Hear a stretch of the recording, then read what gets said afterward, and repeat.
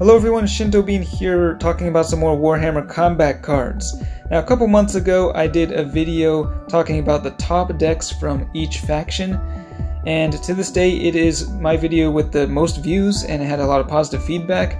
However, a lot has changed in the game since then. Lots of new warlords, bodyguards, traits, as well as balance changes. So it is time to do an updated version. I've picked out one deck from each faction, and they're builds that I've either had a lot of success with in ranked mode, or just ones that I enjoy playing, and that is the most important thing, really, at the end of the day. So, without further ado, let's get started. With Eldari, the choice is clear. Fury of the Craft World is in a very good position right now, thanks to the new Deathblow trait. Deathblow Avatar is absolutely lethal. It's by far the strongest deck in my collection. So I've got the 3 units in there with Deathblow comboed with weak ranged units, which just funnel all of the bonuses into those Deathblow units, ensuring that they go out with a bang. It's quite a bit of fun. Next up, we've got, for the Necrons, Nemazor Zandrik, once again, a whole lot of fun. I like using the Transcendent, the Sun Eater, over there on the left. It's one of the most powerful ranged units in the game, but it also has a decent melee attack as well. I'm comboing it with the Praetorian Stalker, which has Inspiring Presence, as well as the Locust Destroyer, Heavy Destroyer, a very cost-effective card, as well as the Cryptek over there for healing. Just a lot of very high damage, ensuring that you can get through the game very quickly. It's quite a bit of fun. Next up, for Commander Shadow Sun, for Tau, the battle suits dominated the scene for quite a long time, but more recently they have introduced some powerful flyers, some aircraft, including the Barracuda over there on the left, top left. It is the legendary flyer with Barrage. It has a whole lot of health and very high damage output. So I've just got a lot of ranged units. It's very fast, meaning you can have the initiative to go first a lot of the time. The one oddball in this deck is the Krutox Rider, but most of these aircraft don't have any melee attack. So if you come up against a melee deck, the Krutox will at least be able to fight back a little bit. Okay, next up for Servants of the Emperor. Now, Greyfax stole the spotlight when she first came out. She was extremely overpowered. However, she was nerfed this season to the point that I think she is no longer the best choice. Canoness Viridian, though, as always, is quite strong, and I don't even have the best bodyguards to combo with her, so this is not the best deck possible, of course, but we got the Penitent Engine, which now has Deathblow. Celestine, I recently got to level 5, so she is quite strong. The Eversor Assassin, another really great unit.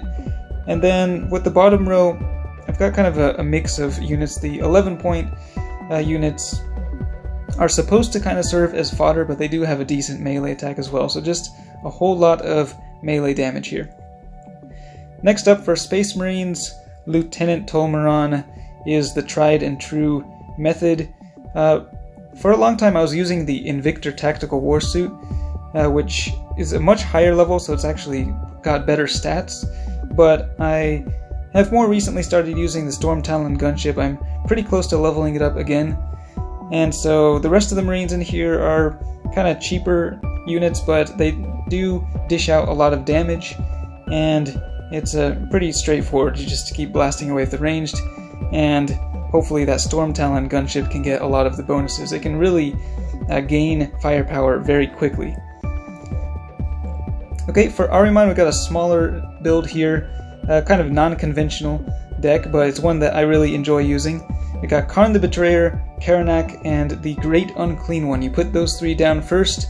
When the Fleshhound dies, you bring out Typhus, and then when Karn dies, you bring out Ahriman, who can then Psychic Link with the Great Unclean One and Tychus in order to dish out a massive amount of psychic damage, just blasting away whatever is in the center lane.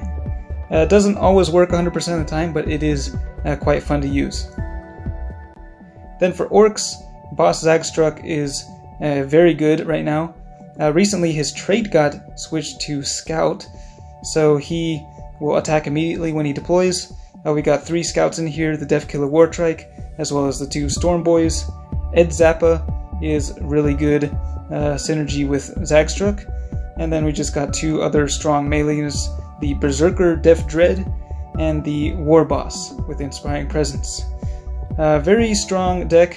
You'll notice that I haven't upgraded Zagstruck to level 8, and that's because his trait, Scout, doesn't actually do anything with his special rule if you upgrade it to the next level, so holding off on that for now.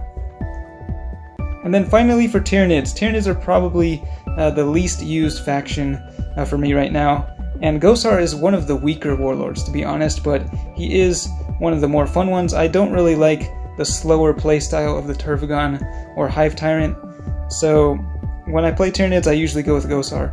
And this is the Big Bug build. We've got Old One-Eye and the Haruspex, both with regeneration. The Carnifex is not really an amazing unit, but it is one of my higher level ones at level 10 now. It does have a strong ranged attack, so in case you come up against Captain Badrock.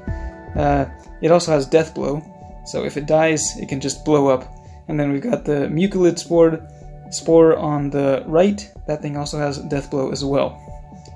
So that's it for my top decks, and let me know what you think.